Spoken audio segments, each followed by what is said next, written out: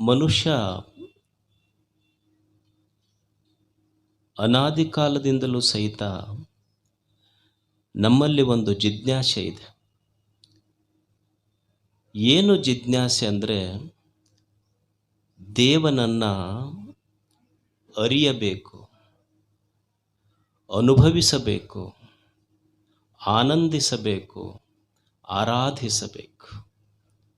ಸತ್ಯ ದೇವನನ್ನು ಜೀವನದ ಪರಮ ಉದ್ದೇಶ ಅಂದ್ರೆ ಸತ್ಯ ದೇವನನ್ನು ಅರಿಯಬೇಕು, ಅನುಭವಿಸಬೇಕು, ಆನಂದಿಸಬೇಕು, ಆರಾಧಿಸಬೇಕು.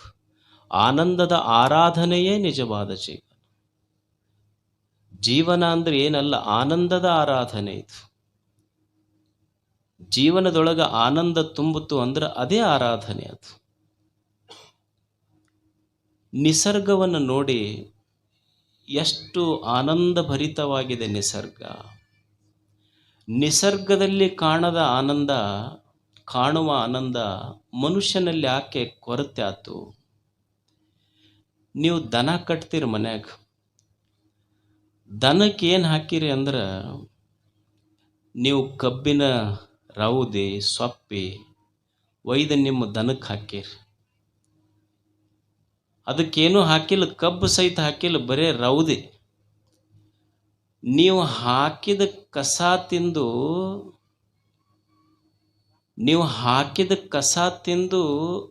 ಸಂತೋಷ ಪಡ್ತಾವ ದನ.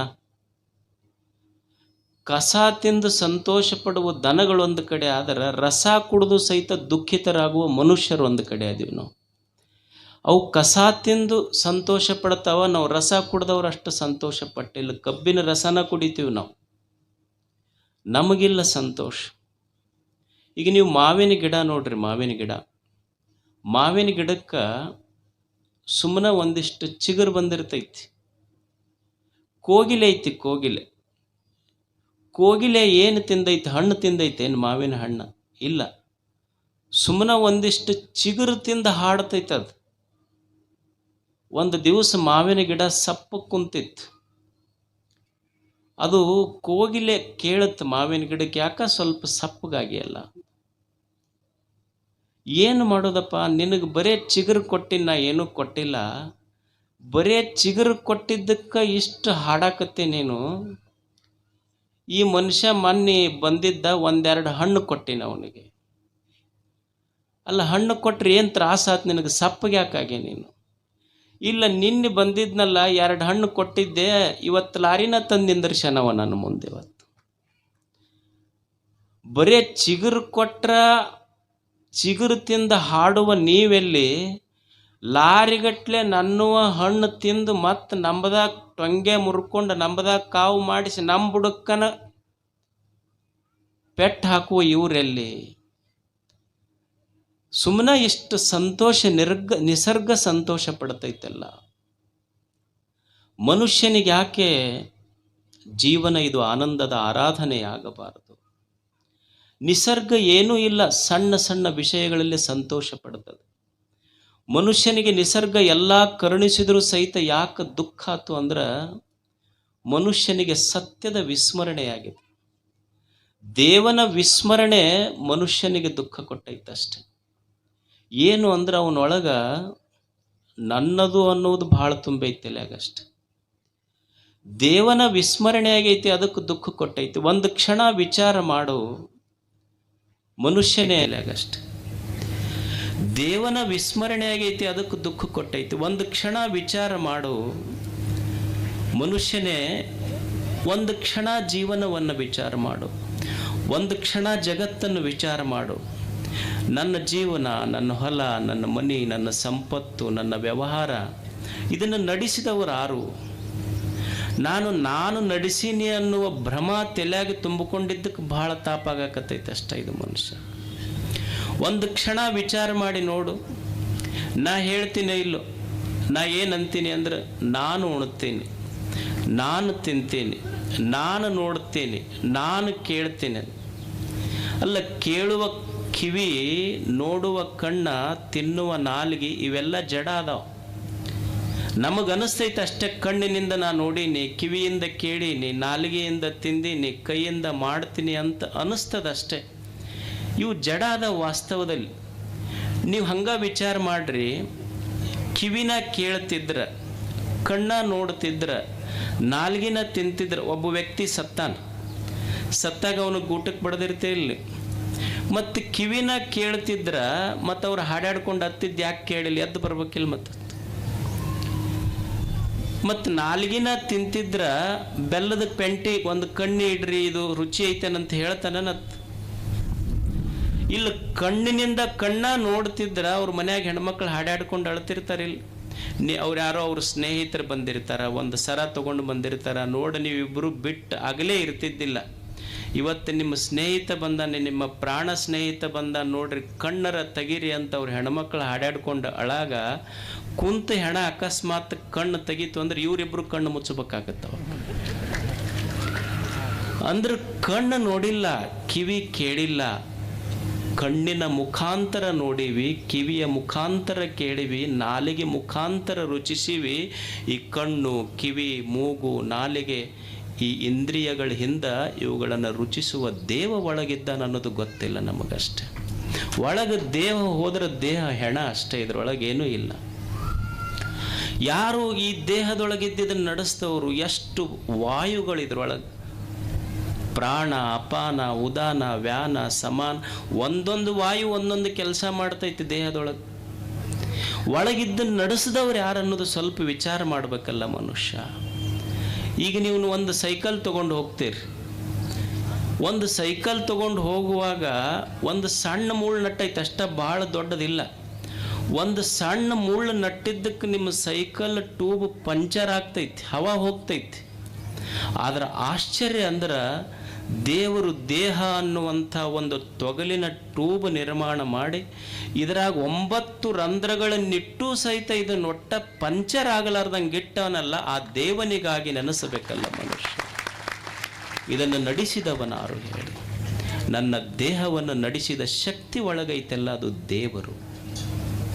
ಅಂಥ ದೇವನನ್ನು ಮನುಷ್ಯ ಅರಿಯಬೇಕು, ಅನುಭವಿಸಬೇಕು, ಆನಂದಿಸಬೇಕು, ಆರಾಧಿಸಬೇಕು. ಹೇಗೆ ದೇವನನ್ನು ಅರಿಯುವುದು? ದೇವನನ್ನು ಅರಿಸಿ ಕಾಣಲಿಕ್ಕೆ ಸಾಧ್ಯ ಇಲ್ಲ, ಅರಿವಿನಿಂದ ಅರಿತು ಕಾಣಲಿಕ್ಕೆ ಸಾಧ್ಯ ಐತಿ. ದೇವನನ್ನು ಅರಸಲಿಕ್ಕೆ ಎಲ್ಲೋ ಕಾಡು ಮೇಡಗಳಲ್ಲಿ ಹುದುಗಿಕೊಂಡಾನೇನತ್. ದೇವನನ್ನು ಅರಸಿ ಕಾಣಲಿಕ್ಕೆ ಸಾಧ್ಯ ಇಲ್ಲ, ಅರಿತು ಕಾಣಬೇಕಷ್ಟೆ. ಹೇಗೆ ಕಾಣುವುದು ದೇವನನ್ನು? ಎಲ್ಲರ ಹಂಬಲ ಇದೆ, ಎಲ್ಲ ಒಂದು ದೇವ ಸತ್ಯವನ್ನು ನಾವು ಅರಿಬೇಕು, ನೋಡಬೇಕು, ಕಾಣಬೇಕು ಅನ್ನೋದು. ಹೇಗೆ ದೇವನನ್ನು ಅರಿಯುವುದು? ಈಗ ನೀವು ಒಂದು ಮೈಕ್ ಐತಿದೆ, ಈ ಮೈಕ್ ಇದು ಕಾಣ್ತೈತಿ ನಮ್ಮ ಕಣ್ಣಿಗೆ, ನೋಡ್ತೀವಿ ಇದು ಮೈಕ್ ಅಂತ ಹೇಳ್ತೀವಿ ನಾವು. ದೇವ್ರು ಹಿಂಗೇನರ ಕಣ್ಣಿಗೆ ಕಂಡಾನೆ. ಈಗೊಂದು ಟೇಬಲ್ ಐತಿ ಅಂತ ನಾವು ಹೇಳ್ತೀವಿ, ಕಾಣ್ತೈತಿ ಇದು. ದೇವ್ರು ಹಿಂಗೇನಾದರೂ ನಮ್ಮ ಕಣ್ಣಿಗೆ ಕಂಡಾನೇನು ಅಂದ್ರೆ ದೃಶ್ಯ ಅಲ್ಲ, ಆತ ದೃಶ್ಯ ವಿಲಕ್ಷಣ ದೇವರು, ನಿರಾಕಾರ ದೇವರು. ಅದಕ್ಕೆ ನಿರಾಕಾರ ದೇವನನ್ನು ನಮ್ಮ ಋಷಿಗಳು ಹೆಂಗೆ ವರ್ಣಿಸಿದ್ರು ಅಂದ್ರೆ, ಆ ದೇವನಿಗೆ ಸತ್ ಅಂತ ಕರೆದ್ರು. ದೇವನಿಗೆ ಹೆಂಗೆ ಪರಿಚಯ ಮಾಡಿಕೊಟ್ರು ಅಂದ್ರೆ ಸತ್ ಅಂದ್ರೆ ಅವರು. ಸತ್ ಇದರ ಅರ್ಥ ಯಾವಾಗಲೂ ಇರುವಂಥದ್ದು ಅಂತ, ಮೂರೂ ಕಾಲದಲ್ಲಿರುವಂಥದ್ದು. ಈಗ ಒಂದು ಹೂವು ಐತಿ, ಈಗ ನೀವು ಹೂವು ನೋಡಿದ್ರಿ ಅಂದ್ರೆ ಹೂವು ನಿನ್ನೆ ಇಲ್ಲ, ಇವತ್ತಷ್ಟು ಕಾಣಕತ್ತೈತಿ, ನಾಳೆ ಇರುವುದಿಲ್ಲ. ಅಂದ್ರೆ ಒಂದು ಹೂವಿನ ಇರುವಿಕೆ 2 ಇಲ್ಲಗಳ ನಡುವಿನ ಇರುವಿಕೆ. ಅದು ನಿನ್ನಿಲ್ಲ, ನಾಳಿಲ್ಲ, ಇವತ್ತಷ್ಟು ಕಾಣಕತ್ತೈತಿ ಅಷ್ಟೇ. ಇದು ಸತ್ತಲ್ಲ, ಇದು ಮಿಥ್ಯೆ ಅಷ್ಟೇ ಇದು. ಆದ್ರೆ ದೇವ ಹಂಗಲ್ಲ, ನಿನ್ನಿಲ್ಲ, ಇವತ್ತದನ, ನಾಳೆ ಇಲ್ಲ ಅಂತಲ್ಲ.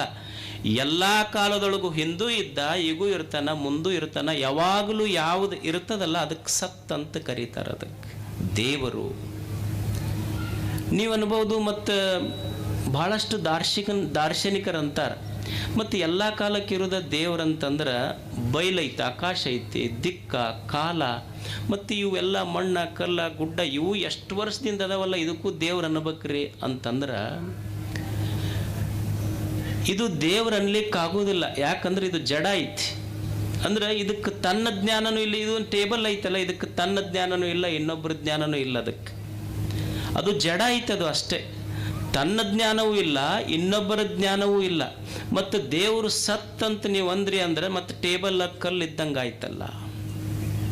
ಅದಕ್ಕೆ ಇನ್ನೊಂದು ಲಕ್ಷಣ ಹೇಳಿದೆ, ಬರೇ ಸತ್ತಲ್ಲ, ಅವ ಚಿತ್ ಅಂತ ಕರೆದ್ರು. ಚಿತ್ ಇದರ ಅರ್ಥ ಬೆಳಗುವಿಕೆ, ಅರಿಸಿಕೊಳ್ಳುವಿಕೆ.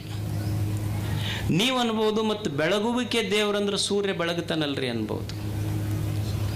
ಯಾವುದಕ್ಕೆ ಚಿತ್ ಅಂತ ಕರೆದ್ರು ಅಂದ್ರೆ, ಈಗ ನೀವು ನೋಡಿ ನಿಮ್ಮ ಮನ್ಯಾಗ ಒಂದು ಲೈಟ್ ಹಾಕ್ತೀರಿ, ಅದು ಎಲ್ಲಿಂದ ಬಂದೈತಿ ಅಂದ್ರೆ ಮ್ಯಾಲೆ ಸೋಲಾರ್ ಪ್ಯಾನಲ್ನಿಂದ ಬಂದಿರ್ತೈತಿ. ಸೋಲಾರ್ ಪ್ಯಾನಲ್ಲಿಗೆ ಎಲ್ಲಿಂದ ಬಂದೈತಿ ಎನರ್ಜಿ ಅಂದ್ರೆ ಸೂರ್ಯನಿಂದ ಬಂದಿರ್ತೈತಿ. ಸೂರ್ಯ ನಿಮ್ಮ ಮನೆ ಬೆಳಕಿಗೆ ಸೋಲಾರ್ ಪ್ಯಾನಲ್ನಿಂದ ಬಂತು, ಸೋಲಾರ್ ಪ್ಯಾನಲ್ಲಿಗೆ ಸೂರ್ಯನಿಂದ ಬಂತು. ಸೂರ್ಯನನ್ನು ಬೆಳಗಿದವನು ಯಾವನದನಲ್ಲ ಅವನು ಚಿತ್ ಅಂತ ಕರೀತಾರೆ. ಅವನಿಗೆ ದೇವರು ಸೂರ್ಯ, ಚಂದ್ರ, ನಕ್ಷತ್ರಗಳೊಳಗೆ ಬೆಳಕು ತುಂಬಿಟ್ಟಾನಲ್ಲ ಅವನು ದೇವರು. ಚಿತ್ ಅಂದ್ರೆ ಯಾವುದು ಪ್ರಕಾಶಗೊಳಿಸ್ತೈತಿ ಅದು ದೇವರು. ಚಿತ್ ಅಂದ್ರೆ ದೇವರು, ಸತ್ ಅಂದ್ರೆ ದೇವರು. ಚಿತ್ ಅಂದ್ರೇನು? ದೇವರು. ಚಿತ್ ವಿಲಾಸ ಅಂತ ಕೇಳಿರಿ ನೀವು ಶಬ್ದ. ಚಿತ್ ವಿಲಾಸ ಅಂದ್ರೆ ಈ ಜಗತ್ತೇನಿದೆ ಇದು ದೇವನ ಲೀಲೆ ಅಂತ ಅರ್ಥ. ಇದಕ್ಕೆ ಚಿತ್ ವಿಲಾಸ ಅಂತ ಕರೀತಾರೆ. ಚಿತ್ ಪ್ರಕಾಶ ಅಂತ ಕರೀತಾರೆ, ಇದು ದೇವನ ಬೆಳಕು ಅಂತ. ಇನ್ನೊಂದು ಶಬ್ದ ಐತಿ ಚಿತ್ ಶಕ್ತಿ ಅಂತ. ಚಿತ್ ಶಕ್ತಿ ಅಂದ್ರೆ ವಿಜ್ಞಾನಿಗಳು ಏನು ಹೇಳ್ತಾರೆ ಅಂದ್ರೆ, ಇಲ್ಲಿ there is no matter, there is only energy. ಇಲ್ಲಿರುವುದು ವಸ್ತುಗಳೆಲ್ಲ, ಇರುವುದು ಬರೇ ಶಕ್ತಿ ಅಂತ. ಚಿತ್ ಶಕ್ತಿ, ಚಿತ್ ಶಕ್ತಿ ಅಂದ್ರೆ ಇರುವುದೆಲ್ಲವೂ ದೇವನ ಶಕ್ತಿ. ಚಿತ್ ಶಕ್ತಿ ಅಂತ ಕರೀತಾರೆ ಅದಕ್ಕೆ, ಚಿತ್ ಶಕ್ತಿ. ಚಿತ್ ಶಕ್ತಿಗೆ ಚಿತ್ ಶಕ್ತಿ ಅಂತ ಕರೀತಾರೆ. ವ್ಯಾಕರಣದೊಳಗೆ ಪಾಣಿನಿ ಒಂದು ಸೂತ್ರ ಬರೀತಾನೆ, ಸ್ತೋಶ್ಚುನಾಶ್ಚುಹು ಅಂತ ಒಂದು ಸೂತ್ರ. ಆ ವ್ಯಾಕರಣದ ಸೂತ್ರ ಏನು ಹೇಳ್ತೈತಿ ಅಂದ್ರೆ, ಚಿತ್ ಶಕ್ತಿ ತಕಾರದ ಮುಂದೆ ಶಕಾರ ಬಂತು ಅಂದ್ರೆ ಚಿತ್ ಶಕ್ತಿ ಇದ್ದಿದ್ದು ಚಿತ್ ಶಕ್ತಿ ಆಗುತ್ತಂತ. ಚಿತ್ ಅಂದ್ರೆ ದೇವರು, ದೇವನ ಶಕ್ತಿ. ಚಿತ್ ಶಕ್ತಿ ಚಿತ್ ಶಕ್ತಿ ಆಗತ್ತೆ. ಅಂದ್ರೆ ಚಿತ್ ಅಂದ್ರೆ ದೇವರು, ಚಿತ್ ಶಕ್ತಿ ಅಂದ್ರೆ ದೇವನ ಶಕ್ತಿ. ನಿಮ್ಮೂರ ಹೆಸರು ಏನೈತಿ? ಪುಸ್ತಕದಾಗ ಏನಾರ ಬರೀಲಿ, ನಿಮ್ಮೂರ ಹೆಸರೇನು? ಚಿಚ್ಚಕಿಂಡಿ, ಹೌದಲ್ಲ? ಚಿಚ್ಚಕಂಡಿ. ಆಡು ಭಾಷೆಯೊಳಗೆ ನೀವೇನಂತ ಕರಿತೀರಿ? ಚಿಚ್ಚಕಂಡಿ. ದೇವನ ಶಕ್ತಿಗೆ ಚಿತ್ ಶಕ್ತಿ ಅಂತಾರ, ನಿಮ್ಮೂರಿಗೆ ಚಿಚ್ಚಕಂಡಿ ಅಂತಾರ. ಖಂಡ ಅಂದ್ರೆ ಈಗ ಏಷ್ಯಾ ಖಂಡ ಅಂತ ಕರಿತೀರಿಲ್ಲ ನೀವು, ಒಂದು ತುಣುಕ. ಖಂಡ ಅಂದ್ರೆ ತುಣುಕ. ಪಾಷಾಣ ಖಂಡ ಅಂತಾರ, ಅಂದ್ರೆ ಕಲ್ಲಿನ ತುಣುಕ. ಖಂಡಿ, ಖಂಡ ಅಂದ್ರೆ ಮಾಪು, ಅಳತೆ, ಒಂದಿಷ್ಟು ಭಾಗ ಅಥವಾ ತುಣುಕ ಅಂತ ಅರ್ಥ. ಚಿಚ್ಚಕಂಡಿ ಅಂದ್ರೆ ಖಂಡ ಅಂದ್ರೆ ತುಣುಕ, ಚಿತ್ ಅಂದ್ರೆ ದೇವರು, ಚಿಚ್ಚಕಂಡಿ ಅಂದ್ರೆ ಇದು ದೇವನ ತುಣುಕ ಈ ಊರ ಅಂತ ಚಿಚ್ಚಕಂಡಿ ಅಂತ ಕರೀತಾರೆ. ಅದು ವ್ಯಾಕರಣ ಏನಾರ ಇರಲಿ, ಅದನ್ನು ಬಿಟ್ಟು ಅಂತಃಕರಣದಿಂದ ನೋಡ್ರಿ ನೀವು. ಚಿಚ್ಚಕಂಡಿ ಅಂದ್ರೆ ದೇವನ ತುಣುಕ ಅಂತ ಅರ್ಥ. ಚಿಚ್ಚಕಂಡಿಯವರು ಯಾರಿಗೆ ಚಿಚ್ಚಕಂಡಿಯವರು ಅನ್ನಬೇಕು ಅಂದ್ರೆ, ಹೊಲಕ್ಕೆ ಹೋದಿ ಹೊಲ ನಂದಲ್ಲ, ಇದು ದೇವನು ಕೊಟ್ಟ ತುಣುಕ ಅಂತ ಯಾರು ಭಾವಿಸ್ತಾರ, ಈ ದೇಹ, ಈ ಜೀವನ ಇದು ನಂದಲ್ಲ, ಇದು ದೇವ ಕೊಟ್ಟಿದ್ದು ಅಂತ ಯಾರು ಹೃದಯದೊಳಗೆ ಇಟ್ಟುಕೊಂಡು ದೇವ ಭಾವದಿಂದ ಬದುಕ್ತಾರಲ್ಲ ಅವರಿಗೆ ಚಿಚ್ಚಕಂಡಿಯವರಂತ ಕರೀತಾರೆ. ಗೊತ್ತಾತ? ನಿಮ್ಮ ಮೂರು ಹೆಸರ ಕೇಳಿದ್ರೇನು? ಚಿಚ್ಚಕಂಡಿ ಎಲ್ಲರೂ ಅದನ್ನು ಕಿಚಿಕಿಟ್ಟಿದ್ರು ಒಟ್ಟ ಅದನ್ನು. ಚಿಚ್ಚಕಂಡಿ ಅಂದ್ರೆ ದೇವನ ತುಣುಕು ಅಂತ ಅರ್ಥ. ಚಿತ್ ಶಕ್ತಿ, ಇದನ್ನ ನೆನಪಿಟ್ಟುಕೊಡ್ರಿ ನೀವು. ಚಿಚ್ಚಕಂಡಿ ಅಂದ್ರೆ ದೇವನ ತುಣುಕು ಅಷ್ಟೇ. ಅದು ಅಂದ್ರೆ ಈ ಭಾವ ನಮ್ಮ ಹೃದಯದೊಳಗೆ ಇರಬೇಕು. ಅವ್ರಿಗೆ ಚಿಚ್ಚಕಂಡಿ ಅವ್ರಂತಾರ. ಹೊಲಕ್ಕೆ ಹೋದ್ರಿ ಅಲ್ಲಿ ಅಂತಿರ್ಬೇಕು, ಹೊಲ ನೋಡಿ ಕಬ್ಬು ಬೆಳೆದಿದ್ದು ನೋಡಿ ಏನು ಅನ್ಬೇಕು ಅಂದ್ರೆ ಇದು ಚಿಚ್ಚಕಂಡಿ ಅನ್ಬೇಕು. ಅದಕ್ಕೆ ಇದು ಹೊಲ ನಂದಲ್ಲಿದು. ಚಿತ್ ಅಂದ್ರೆ ದೇವನು, ಇದು ದೇವರ ತುಣುಕ ಅಂತ ಅಂತಿರ್ಬೇಕು. ಅಂಗಡಿಗೆ ಹೋದ್ರಿ ಅಂಗಡಿಯಾಗೂ ಅನ್ಬೇಕು ನಾವು ಚಿಚ್ಚಕಂಡಿ ಅವರು ಅಂದ್ರೆ ಇದು ದೇವನ ತುಣುಕ ಅನ್ಬೇಕು. ಮನೆಗೆ ಹೋದ್ರಿ ಅದು ಚಿಚ್ಚಕಂಡಿನ, ಅದು ದೇವನ ತುಣುಕ. ಮತ್ತು ಮನ್ಯಾಗ ಊಟಕ್ಕೆ ಕುಂತ್ರಿ ಹೆಣ್ಮಕ್ಳು ಒಂದಿಷ್ಟು ಒಂದು ರೊಟ್ಟಿ ನೀಡ್ತಾರ, ಅದು ನಂದು ಅಂತನ್ನುವುದಲ್ಲ, ಇದು ಚಿಚ್ಚಕಂಡಿ, ಇದು ದೇವ ಕೊಟ್ಟ ಪ್ರಸಾದ, ಅದರ ತುಣುಕ ನನ್ನ ತಾಟಿನೊಳಗೆ ಬಿದ್ದೈತಿ, ಇದು ದೇವ ಕೊಟ್ಟಿದ್ದು ಅಂತ ಭಾವಿಸೋದು. ತಾಟಿನೊಳಗೆ ರೊಟ್ಟಿ ಬಿತ್ತು ಅಂದ್ರೆ ಅದು ಚಿಚ್ಚಕಂಡಿನ ಅನ್ಬೇಕು. ಅದಕ್ಕೆ ಅಕಸ್ಮಾತ್ ಊಟಕ್ಕೆ ನೀಡೋರು ನೀಡ್ತಾರಲ್ಲ, ಪ್ರೇಮದಿಂದ ನೀಡಿದ್ರು ಚಿಚ್ಚಕಂಡಿ. ಅಕಸ್ಮಾತ್ ನೀಡೋರು ಭಯಂಕರ ತಾಪದಾಗಿದ್ರು ಅಂದ್ರೆ ಇದನ್ಯಾಕೆ ಚುಚ್ಕೊಂಡೆಪ್ಪ ಮಾರಾಯ, ಮೊದಲ ನೀ ಮೆಚ್ಕೊಂಡಿದ್ದೆ ಆಮೇಲೆ ಚುಚ್ಕೊಂಡು ಯಾರು ಏನು ಮಾಡೋಕ್ಕಾಗುತ್ತದೆ. ಚಿಚ್ಚಕಂಡಿ ಅನ್ನೋ ಶಬ್ದ ಎಷ್ಟು ಸುಂದರ ಐತೆ ನೋಡ್ರಿ. ಚಿಚ್ಚಕಂಡಿ ಅಂದ್ರೆ ಏನಲ್ಲ, ಊರಲ್ಲ. ಚಿಚ್ಚಕಂಡಿ ಅಂದ್ರೆ ವ್ಯಾಕರಣ ಏನಾರ ಇರಲಿ, ಒಂದು ಸ್ವರ ಹೆಚ್ಚರ ಆದತ್ತು, ಒಂದು ಸ್ವರ ಕಡಿಮೆರ ಆದತ್ತು, ಆದ್ರೆ ಹೃದಯದೊಳಗಿದು ದೇವನದು ಅನ್ನುವ ಸ್ವರ ತಪ್ಪುದಲ್ಲ, ಅವರಿಗೆ ಚಿಚ್ಚಕಂಡಿ ಅವರಂತಾರೆ. ಹೊರಗೆಲ್ಲ ವ್ಯವಹಾರ ಇರಬೇಕು, ಹೊಲ ಇರಬೇಕು, ಮನಿ ಇರಬೇಕು, ವ್ಯವಹಾರ ಇರಬೇಕು. ಮನುಷ್ಯನೊಳಗಿದು ನಂದಲ್ಲ, ಇದು ದೇವನದು ಅನ್ನೋದಿರ್ಬೇಕಷ್ಟೆ. ಅದಕ್ಕೆ ಚಿಚ್ಚಕಂಡಿ ಅವರಂತಾರೆ. ಅದಕ್ಕೆ ಎಷ್ಟು ಸುಂದರ ಶಬ್ದ ನಿಮ್ಮ ಊರಿಂದ ನೋಡ್ರಿ. ಅದಕ್ಕೆ ಮನಸ್ಸಿನೊಳಗೆ ದೇವರ ಭಾವ ಇರಬೇಕು, ಇದು ದೇವನದು ಅನ್ನುವುದು ಬರ್ಬೇಕು. ಮತ್ತು ನೀವು ಅನ್ಬೋದು ಅಲ್ರಿ, ಮತ್ತೆ ಎಲ್ಲರಿಗೆ ದೇವಂದು ಅಂದ್ರೆ ಮತ್ತು ನಂಬದು ಅನ್ನೋದು ಯಾವಾಗ ಅಂತಿರ್ಬೇಕು, ಸಂತೋಷ ಆಕೈತಿ. ಈಗ ನೀವು ಹೊರಗೆ ಹೋಗ್ತೀರಿ, ಬೆಳಿಗ್ಗೆ ಎದ್ದು ಕೂಡಲೇ ಕೈ ಮುಗಿದು ನಮಸ್ಕಾರ ಮಾಡಿ ದೇವ್ರಿಗೆ ಹೇಳ್ಬೇಕು. ಏನು ಅನ್ಬೇಕು ಅಂದ್ರೆ ಭಗವಂತ ಇದು ನಿಂದು ಅಂತ ಅನ್ಬೇಕು, ದೇವರಿಗೆ ಸಂತೋಷ ಆಕೈತಿ. ಹೊರಗೆ ಬರ್ತೀರಿ, ಹೊರಗೆ ಬಂದ ಕೂಡಲೇ ಸ್ನೇಹಿತರು ಅವರು ಎಲ್ಲರೂ ಏನಪ್ಪ ಎಷ್ಟು ಚಲೋ ಬೆಳೆದಿ ಅಂತಾರೆ. ಇಲ್ಲಪ್ಪ ನೀ ಟ್ರ್ಯಾಕ್ಟ್ರಿಗೆ ಕಳಿಸಿ ನಮ್ಮ ಹೊಲಕ್ಕೆ ನೀನು ಬಂದು ನನ್ನ ಜೊತೆ ದುಡ್ದು, ಇದು ನಿಂದು ನಂದೇನಲ್ಲ ಅನ್ಬೇಕು, ಅವ್ರಿಗೆ ಸಂತೋಷ ಆಕೈತಿ. ಮನೆಗೆ ಹೋಗ್ಬೇಕು, ಮನೆಗೆ ಹೋದ್ಮೇಲೆ ಮಕ್ಕಳು ಕುಂತಿರ್ತಾವೆ, ಏನೋ ನಂದೇನಿಲ್ಲ ಎಲ್ಲ ನಿಮ್ದ, ಇದು ನಿಮ್ಮ ಸಲುವಾಗಿ ಅಂತ ಹೇಳ್ತಿರ್ಬೇಕು, ಮಕ್ಕಳಿಗೆ ಸಂತೋಷ ಆಕೈತಿ. ಮನ್ಯಾಗ ಹೆಣ್ಮಕ್ಳಿಗೆ ಹೇಳ್ಬೇಕು, ನಂದೇನೂ ಇಲ್ಲ ಎಲ್ಲ ನಿಂದಿಂದ ನನ್ನ ಮನೆ ಅಂತ ಅನ್ಬೇಕು, ಅವ್ರಿಗೆ ಸಂತೋಷ ಆಕೈತಿ. ನೀವು ಅನ್ಬೋದು ಮತ್ತೆ ಎಲ್ಲ ಮಂದಿದ ಹೇಳಿದ್ರಿ ನಮ್ಮದು ಯಾವಾಗ ಅನ್ನೋದು. ನಮ್ಮದು ಯಾವಾಗ ಅನ್ನೋದು ಅಂದ್ರೆ ಎಲ್ಲರಿಗೆ ಹೇಳ್ಬೇಕ, ರಾತ್ರಿ ಕದ ಹಾಕೋಬೇಕು, ಲೈಟ್ ತೆಗೆದು ಚಾದಾರ ಹಚ್ಕೊಂಡು ಗಪ್ಪನ ಹೇಳುವಾಗ ನಂದಂದು ಗಪ್ಪನ ಮಕ್ಕೊಂಡ್ಬಿಡ್ಬೇಕಷ್ಟೆ. ಲಾಸ್ಟಿಗೆ ನಂಬದು ಅನ್ನೋದಷ್ಟೆ. ಇರುವುದು ನಂಬುದಲ್ಲ, ಇದೆಲ್ಲವೂ ದೇವನದು ಅನ್ನುವ ಭಾವ ಬರಬೇಕಷ್ಟೆ. ಇದು ಒಳಗಿತ್ತು ಅಂದ್ರೆ ಅವರಿಗೆ ಚಿಚ್ಚಕಂಡಿ ಅವರಂತಾರೆ. ನಂದು ಅನ್ನೋದಿಲ್ಲ, ದುಃಖ ಆಗಿದ್ದು ನಂದು ಅನ್ನೋದು ಬಂದಿದ್ದಕ್ಕೆ ಮನುಷ್ಯಗೆ ದುಃಖ ಆಗೈತಿ. ಹುಡುಗ ಏನಾಯ್ತು ಅಂದ್ರೆ ತಾಯಿಯ ಗರ್ಭದಿಂದ ಭೂಮಿ ಮೇಲೆ ಬಂತಲ್ಲ, ಮೊದಲು ಪಾಟಿ ಹೆಂಗಿತ್ತು, ಮನುಷ್ಯನ ಮಗುವಿನ ಮನಸ್ಸು ಹೆಂಗಿತ್ತು ಅಂದ್ರೆ ಸ್ವಚ್ಛ ಪಾಟಿ ಇದ್ದಂಗಿತ್ತು. ಮನಸ್ಸು ಸ್ವಚ್ಛ ಪಾಟಿ ಇದ್ದಂಗಿತ್ತು. ಆ ಸ್ವಚ್ಛ ಪಾಟಿ ಮೇಲೆ ಅ ಅಂತ ಬರೀತು, ಆ ಅಂತ ಬರೀತು, ಅವು ಅಂತ ಬರೀತು, ಅಪ್ಪ ಅಂತ ಬರೀತು, ಅಣ್ಣಂತ ಬರೀತು, ತಮ್ಮ ಅಂತ ಬರೀತು, ಗಂಡಂತ ಬರೀತು, ಹೆಂಡತಿ ಅಂತ ಬರೀತು, ಹೊಲ ಅಂತ ಬರೀತು, ಮನಿ ಅಂತ ಬರೀತು, ಕೊನೆಗೆ ನಂದು ಅಂತ ಬರೀತು. ಅಲ್ಲೇ ದುಃಖ ಶುರು ಆಯ್ತು ನೋಡು ಮನುಷ್ಯ. ಇಲ್ಲಿ ಮಟ್ಟ ಏನು ಸಮಸ್ಯೆ ಇರಲಿಲ್ಲ. ಯಾವಾಗ ಮನಸ್ಸಿನೊಳಗೆ ನಂದು ಅನ್ನುವ ಭಾವ ಬಂತು, ಯುದ್ಧ ಶುರು. ನೀವು ಮಹಾಭಾರತದ ಯುದ್ಧ ಧರ್ಮಕ್ಷೇತ್ರ ಕುರುಕ್ಷೇತ್ರ ಆಗಿದ್ದು ನಂದು ನಿಂದು ಅನ್ನುವ ಭೇದದಿಂದ ಬಂದಿದ್ದಕ್ಕೆ ಯುದ್ಧ ಆಗಿತ್ತು. ಅಣ್ಣತಮ್ಮಗಳಿಗೆ ಮನ್ಯಾಗ ಜಗಳ ಶುರು ಆಗಿದ್ದು ಇದು ನಿಂದು ಇದು ನಂದು ಅಂದಿದ್ದಕ್ಕನ ಜಗಳ ಶುರು ಆಗಿತ್ತು. ಮತ್ತು ನೀವು ಅನ್ಬೋದು ಏನ ಎಲ್ಲ ಮಂದಿದ ಅನ್ಕೊಂತ ಹೋಗ್ಬೇಕನ್ರಿ ಅಂತ. Say but don't feel it. Don't feel it ಹೇಳಬೇಕು. ಹೊರಗೆ ವ್ಯವಹಾರದೊಳಗೆ ಇದು ಎಲ್ಲ ಇರಬೇಕು.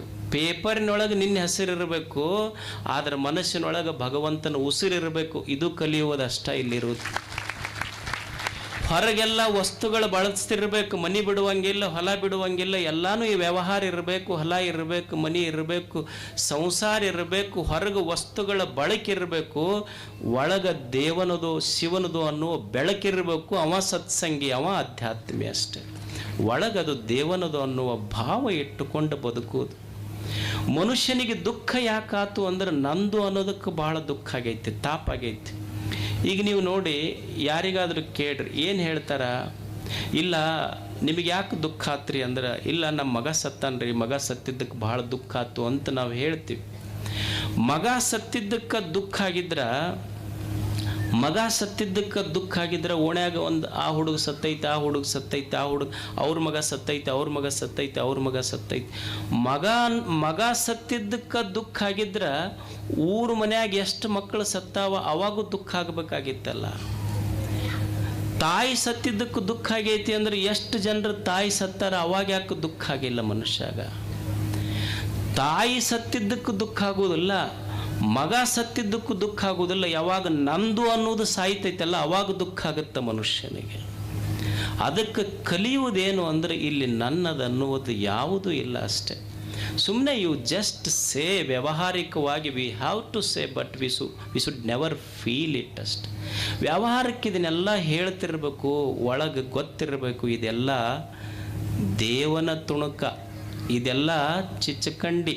ನೆನಪುಳಿತೈತಲ್ಲ ನಿಮಗಷ್ಟೆ. ಚಿಚ್ಚಕಂಡಿ ಅಂದರೆ ದೇವ ನೀಡಿದ ಪ್ರಸಾದ ಅಂತ ಬದುಕುವುದಷ್ಟೆ. ಯಾರ್ದಿದೆ ಹೇಳಿ, ಯಾವುದಿದೆ ಹೇಳಿ, ಯಾವುದು ನಮ್ಮ ಹಿಂದೆ ಬರ್ತದೆ ಹೇಳಿ? ನಾವು ಎಷ್ಟು ಕಷ್ಟಪಟ್ಟು ಗಳಿಸಿಟ್ಟರು ಸಹಿತ ಒಂದು ದಿವಸ ಇದನ್ನು ಹೋಗುದೆ. ಯಾರು ಮಾಡಿದ್ದು ಉಳಿದಿಲ್ಲ. ನಾವು ಒಂದು ಕಾರ್ಯಕ್ರಮ ಮಾಡ್ತೀವಿ, ಮಾಡಿ ಒಂದು ದೊಡ್ಡ ಬಿಲ್ಡಿಂಗ್ ಕಟ್ಟಿಸಿ ಇವರಿಂದ ಶಿಲಾನ್ಯಾಸ ಅಂತ ಹೇಳ್ತೀವಿ. ಅಲ್ಲ, ಶಿಲಾಶಾಸನ ಬರೆದವರು ಹೋಗ್ಯಾರ, ಶಿಲಾನ್ಯಾಸಗಳು ಉಳಿತಾವ ನೀ ಜಗತ್ತಿನೊಳಗೆ? ಏನೂ ಉಳಿಯುವುದಿಲ್ಲ. ಸುಮ್ಮನೆ ಭ್ರಮ ಇರ್ತೈತೆ ಅಷ್ಟ. ನಮಗಿದು ಎಲ್ಲ ಖಾಯಂ ಮಾಡಬೇಕು ಅಂತ ಮಾಡಬೇಕು, ಆದರೆ ತಲೆಯಾಗಿ ಇದನ್ನು ಖಾಯಮ ಮಾಡ್ಬೇಕು ಅನ್ನೋದು ತಲೆಯಾಗಿ ಬರಬಾರ್ದಷ್ಟು. ಯಾವುದು ಉಳಿತೈತೆ ಇಲ್ಲಿ? ಒಬ್ಬ ಮುದುಕ ಭಾಳ ಕಷ್ಟಪಟ್ಟು ಆಸ್ತಿ ಮಾಡಿದ್ದ, ಭಾಳ ಕಷ್ಟಪಟ್ಟು ಆಸ್ತಿ ಮಾಡಿತ್ತು ಮುದುಕ. ಮಾಡಿ ಒಂದು ದಿವಸ ಹೋಗೋದು ಬಂತು ಅದಕ್ಕೆ. ಅಂದ್ರೆ ಪೂರ he was on death bed, literally he was on death bed. ಸಾವಿನ ಹಾಸಿಗೆ ಮೇಲೆ ಮಕ್ಕೊಂಡಿತ್ತು ಮುದುಕ. ಮಕ್ಕೊಂಡು ಮಾತು ಕಟ್ಟೋದು ಅದಕ್ಕೆ. ಅವಾಗೇನು ಜೋಪಾನ ಮಾಡಕ್ಕೆ ಬಂದವರಲ್ಲ, ಆ ಮುದುಕ ಏನು ಮಾಡ್ತಿತ್ತು ಅಂದ್ರೆ ಹಿಂಗೆ ಕೈ ಮಾಡಿ ತೋರಿಸ್ತಿತ್ತು. ಅವು ಮಕ್ಕಳಿಗೇನು ಅನ್ನಿಸ್ತು, ನಮ್ಮ ಅಪ್ಪ ಹಿಂಗೆ ಕೈ ಮಾಡಿ ತೋರಿಸ್ತಾನೆ, ಎಲ್ಲ ಗಂಟಿಟ್ಟಾನ. ಉಸಿರು ಬಂದ್ರೆ ಮಕ್ಕಳು 4 ಮಂದಿ. ಅವ್ರಂದ್ರು ನಮ್ಮ ಅಪ್ಪ ಹಿಂಗೇನೋ ಕೈ ಮಾಡಿ ತೋರ್ಸಕತ್ತಾನಲ್ಲ, ಏನಿಟ್ಟಾನ? ಕೇಳಿದ್ರಿ ಅಪ್ಪ ಏನಿಟ್ಟಿ? ಅದಕ್ಕೆ ಮಾತು ಬರಲಿಲ್ಲ, ಬರೀ ಕೈ ಮಾಡಿ ತೋರಿಸ್ತಿತ್ತು. ಡಾಕ್ಟ್ರಿಗೆ ಕರ್ಕೊಂಬಂದರು. ಡಾಕ್ಟ್ರ್ ಅಂದ, ಇಲ್ಲ ಮಾತು ಬರಲ್ಲ ನಿಮ್ಮ ಅಪ್ಪಗೆ. ಸರ್ ಏನಾರ ಮಾಡಿರಿ, ಕೈ ಮಾಡಿ ತೋರ್ಸಕತ್ತಾನ, ಅವಾಗ ಎಲ್ಲಿ ಗಂಟಿಟ್ಟಾನಂತ ಹೇಳಿ ಹೋದ್ರೆ ಹೋಗಲ್ಲ. ನೋಡಪ್ಪ ಇದು ಭಾಳ ಅಂದ್ರೆ ಒಂದು ಇಂಜೆಕ್ಷನ್ ಮಾಡ್ಬೋದು, 5 ಲಕ್ಷ ರೂಪಾಯಿಗೆ ಒಂದು ಇಂಜೆಕ್ಷನ್, ಒಂದು 3-4 ಸೆಕೆಂಡ್ ಮಾತಾಡ್ಬೋದು. ಸರ್ ಅಷ್ಟೇ ಬೇಕಾಗೈತೆ ನಮಗೂ. ಅದು ತೋರಿಸಿ ಹೋದ್ರೆ ಹೋಗಲ್ಲ, ಕೈ ಮಾಡಕತ್ತಾನಲ್ಲ ತೋರಿಸಿ ಹೋಗಲ್ಲಕ್ಕ. ಅವರು ಡಾಕ್ಟ್ರ್ 5 ಲಕ್ಷ ಮೊದಲ ಇಸ್ಕೊಂಡ್ರು, ಇಂಜೆಕ್ಷನ್ ಮಾಡಿದ್ರು, ಮಾತು ಬಂತು. ಇದು ಹಿಂಗೆ ಕೈ ಮಾಡಿ ತೋರಿಸ್ತಿತ್ತಲ್ಲ, ಅಲ್ಲಿ ಗಂಟೈತೆ ಅಂತ ಹೇಳಿಲ್ಲ, ಕೋಡಿಗಳ ಎಮ್ಮಿಕರ ಕಸಬರಿಗೆ ತಿನ್ನಕತ್ತೈತೆ, ಹೊಡೀರಿ ಅಂದ ಹೋಗೇ ಬಿಟ್ಟವ. ಅವನು ಹೋತು, ಎಲ್ಲನೂ ಹೋತಷ್ಟ. ಕೊನೆಗೆ ಬಂದಿದ್ದೇನು ಹೇಳಿ ಮನುಷ್ಯನಿಗೆ? 5 ಲಕ್ಷನೂ ಹೋತು, ಮತ್ತು ಎಲ್ಲನೂ ಹೋತಷ್ಟೆ. ಅಂದ್ರೆ ಕೊನೆಗೆ ಬರುವುದೇನು? ನಿನ್ನ ಸಾವಿನ ಕಾಲದೊಳಗೆ ನಿನ್ನ ಜೊತೆಗೆ ಬರೋದು. ಈಗ ನೀವು ಅಮೇರಿಕಕ್ಕೆ ಹೋದ್ರೆ ಡಾಲರ್ ನಡಿತೈತಿ, ಯುರೋಪಿಗೆ ಹೋದ್ರೆ ಪೌಂಡ್ ನಡಿತೈತಿ, ನೀವು ದುಬೈಗೆ ಹೋದ್ರೆ ಧೀರಮ್ ನಡಿತೈತಿ. ಈ ಜಗತ್ತು ಬಿಟ್ಟು ಮ್ಯಾಲೆ ಹೊಂಟ್ರಿ ಅಂದ್ರೆ ಅಲ್ಲಿ ಯಾವ ನಾಣ್ಯ ನಡಿತೈತಿ ಹೇಳಿ? ಡಾಲರ್ ಕೊಡ್ತೀವ್ರಿ, ಸ್ವರ್ಗಕ್ಕೆ ಕರ್ಕೊಂಡು ಹೋಗ್ರಿ ಅಂದ್ರೆ ನಡಿತೈತೆ? ಪೌಂಡ್ ಕೊಡ್ತೀವಿ ಅಂದ್ರೆ ನಡೆಯೋದಿಲ್ಲ, ಧೀರಮ್ ಕೊಡ್ತೀವಿ ಅಂದ್ರೆ ನಡೆಯೋದಿಲ್ಲ. ಈ ಲೋಕವನ್ನು ಬಿಟ್ಟು ನಾವು ಮ್ಯಾಲೆ ಹೋಗುವಾಗ ಯಾವ ನಾಣ್ಯವೂ ಬರೋದಿಲ್ಲ. ಬರುವ ಒಂದೇ ನಾಣ್ಯ ಅಂದರೆ ನಿಮ್ಮ ಪುಣ್ಯದ ನಾಣ್ಯ ಮಾತ್ರ ಅಲ್ಲಿ ಚೆಲ್ಲಿತೈತೆ ಅಷ್ಟೇ, ಉಳಿದ ನಾಣ್ಯಗಳ ನಡೆಯುವುದಿಲ್ಲ. ಅದಕ್ಕೆ ಇದನ್ನು ಅನುಭವಿಸಿ ಹೋಗುವುದಿಲ್ಲ, ನಂದಲ್ಲ, ಇದೆಲ್ಲ ದೇವನದು ಅನ್ನುವಂಥ ಪ್ರಾಸಾದಿಕ ಭಾವದಿಂದ ಮನುಷ್ಯ ಬದುಕುವುದಿಲ್ಲ. ಅನ್ಲಿಲ್ಲ ಬಸವಣ್ಣವರು, ಮೇರು ಗಿರಿಗಳೆಲ್ಲವೂ ಪ್ರಮಥರೊಡವೆ, ರಜತ ಗಿರಿಗಳೆಲ್ಲವೂ ಪುರಾತನರೊಡವೆ, ಚತುರ್ದಶ ಭುವನಗಳೆಲ್ಲವೂ ಲಿಂಗದೊಡವೆ, ಪೃಥ್ವಿ ಎಂಬುದು ಕರ್ತಾರನ ಕಮ್ಮಟ, ಅಚ್ಚಿನ ಮಳೆ ಬಾಣಸದ ಮನೆ, ತನುಮನ ಧನಗಳೆಲ್ಲವೂ ನಮ್ಮ ಗುಹೇಶ್ವರ ಲಿಂಗದ ಸೊಮ್ಮು, ನೀನೇನು ಕೊಟ್ಟು ಭಕ್ತನಾದ ಹೇಳ ಬಸವಣ್ಣ. ಬಸವಣ್ಣಂಥವ್ರು ನಮ್ಮಂಥವ್ರು ನಿಮ್ಮಂಥವ್ರದಲ್ಲ. ಬಸವಣ್ಣವರು ಅಲ್ಲಮ ಪ್ರಭು ಕಲ್ಯಾಣಕ್ಕೆ ಬಂದಾಗ ಬಸವಣ್ಣವ್ರು ಅಂತಾರ, ತನುವ ಬೇಡಿದಡಿ, ನಿನಗೆ ಧನ ಸಂಪತ್ತು ಬೇಕಾದ್ರೂ ಕೊಡ್ತೀನಿ, ದೇಹ ಬೇಕಾದ್ರೂ ಕೊಡ್ತೀನಿ, ಮನ ಬೇಕಾದ್ರೂ ಕೊಡ್ತೀನಿ ಅಂದಾಗ ಅಲ್ಲಮ ಪ್ರಶ್ನೆ ಇದು, ಬಸವಣ್ಣ ದೇಹ ನಿಂದಲ್ಲ, ದೇವರು ಕೊಟ್ಟು ಕಳಿಸ್ಯಾನ ನಿನಗೆ. ದೇಹದೊಳಗಿರುವ ಮನಸ್ಸು ದೇವರು ಕೊಟ್ಟು ಕಳಿಸ್ಯಾನ. ಈ ಸಂಪತ್ತು ನೀ ಬರುವಾಗ ತಂದಿಲ್ಲ, ನೀ ಹೋಗುವಾಗ ನಿನ್ನ ಜೊತೆನೂ ಬಂದಿಲ್ಲ, ಇದು ನಂದು ಅಂತ ಹೆಂಗೆ ಪ್ರೂವ್ ಮಾಡ್ತೀಯಪ್ಪ ನೀನು? ನಮ್ಮಂಥವ್ರಿಗಲ್ಲ, ಬಸವಣ್ಣವ್ರಿಗೆ. ಅವಾಗ ಅಲ್ಲಮ ಅಂತನ, ಮೇರು ಗಿರಿಗಳೆಲ್ಲವೂ ಪ್ರಮಥರೊಡವೆ, ಪುರಾತನರೊಡವೆ, ರಜಿತ ಗಿರಿಗಳೆಲ್ಲವೂ ಪುರಾತನರೊಡವೆ, ಚತುರ್ದಶ ಭುವನಗಳೆಲ್ಲವೂ ಲಿಂಗದೊಡವೆ. ಇಲ್ಲಿ ನಮ್ಮದನ್ನುವುದೇನೈತಿ, ಬೆಟ್ಟಗಳನ್ನು ನಿರ್ಮಾಣ ಮಾಡಿದವರಾರು, ಹಿಮಾಲಯಗಳನ್ನು ನಿರ್ಮಾಣ ಮಾಡಿದವರಾರು, ಸಾಗರಗಳಿಗೆ ನೀರನ್ನು ತುಂಬಿಸಿದವನಾರು, ಸೂರ್ಯ ಚಂದ್ರರಿಗೆ ಆ ಸೂರ್ಯ ಚಂದ್ರರಂಥ ಆರದ ದೀಪಗಳನ್ನು ಹಚ್ಚಿ ತೇಲಿ ಬಿಟ್ಟವರಾರು. ನಾವು ಒಂದು ದೀಪ ಹಚ್ಚಿ ಮನ್ಯಾಗ ಒಂದು ದಿವಸ ಹಚ್ಚಿದ್ರೆ ಹೊರಗೆ ಹೋಗಿ ಬರೋದ್ರಾಗ ಆರ್ತೈತಿ. ಇಲ್ಲೊಬ್ಬ ಒಂದಿಷ್ಟು ದೀಪ ಹಚ್ಚಾನ, ಸೂರ್ಯ ಚಂದ್ರರನ್ನುವ ದೀಪ ಹಚ್ಚಾನ, ಇನ್ನೂ ಆರಿಲ್ಲ. ಅವ ಹಚ್ಚಿದ ದೀಪ ಎಲ್ಲಿ, ನಾವು ಹಚ್ಚಿದ ದೀಪಗಳಲ್ಲಿ. ನಮ್ಮ ಕಾರ್ತಿಕ್ ಐತಿ, ವರ್ಷಕ್ಕೊಮ್ಮೆ ಬಂದಾಗ ಅದು ನಾವು ಹಾಕಿದ ಎಣ್ಣೆ ನಾಯಿ ಕುಡ್ದು ಹೋಗ್ತೈತಿ. ನಮ್ಮ ಕಾರ್ತಿಕ್ ವರ್ಷಕ್ಕೊಮ್ಮೆ ಬರ್ತೈತಿ, ಆದ್ರೆ ಅವ ಎಲ್ಲ ಜನರ ಕಣ್ಣೊಳಗ ಬೆಳಕು ತುಂಬಿ ಜಗತ್ತು ನಡೆಸ್ಯಾನಲ್ಲ, ಒಂದು ನಿತ್ಯ ಕಾರ್ತಿಕೋತ್ಸವ. ನಮ್ಮದು ಯಾವ ಕಾರ್ತಿಕೋತ್ಸವ? ಅವ ಬೆಳಕು ತುಂಬಿದವರಾರು, ಸಾಗರಗಳಿಗೆ ನೀರು ತುಂಬಿದವನಾರು. ಇದು ಎಲ್ಲವೂ ದೇವನದು ಅನ್ನುವುದು ಅಲ್ಲಮನ ಮಾತಿದು. ಮೇರುಗಿರಿಗಳೆಲ್ಲವೂ ಪ್ರಮಥರೊಡವೆ, ರಜತ ಗಿರಿಗಳೆಲ್ಲವೂ ಪುರಾತನರೊಡವೆ. 14 ಲೋಕಗಳಂತ ನಾವೇನು ಕರಿತೀವಿ ಅದು ನಮ್ಮದಲ್ಲ, ಅದು ದೇವನದಷ್ಟೇ. ಲಿಂಗದೊಡವೆ, ಇದು ದೇವನದು. ಇದು ಪೃಥ್ವಿ ಎಂಬುದು ಕರ್ತಾರನ ಕಮ್ಮಟ. ಇದು ಪೃಥ್ವಿ ಅನ್ನೋದೇನೈತಲ್ಲ, ಇದು ಕರ್ತಾರನ ಕಮ್ಮಟ. ಕರ್ತಾರನ ಕಮ್ಮಟ ಅಂದ್ರೆ ನೀವು ಶೋರೂಮ್ ಅಂತೀರಿಲ್ಲ, ಶೋರೂಮ್.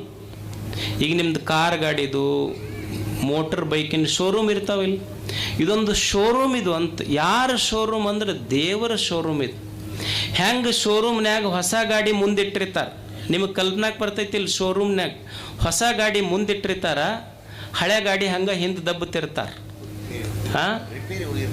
ರಿಪೇರಿಗೆ ಹಿಂದೆ ಬಿಟ್ಟಿರ್ತಾರ. ಅವಕ್ಕೆ ಹೊಸ ಗಾಡಿ ಮುಂದಿಟ್ಟಿರ್ತಾರ, ಹಳೆ ಗಾಡಿ ಹಿಂದೆ ದಬ್ಬತಿರ್ತಾರ.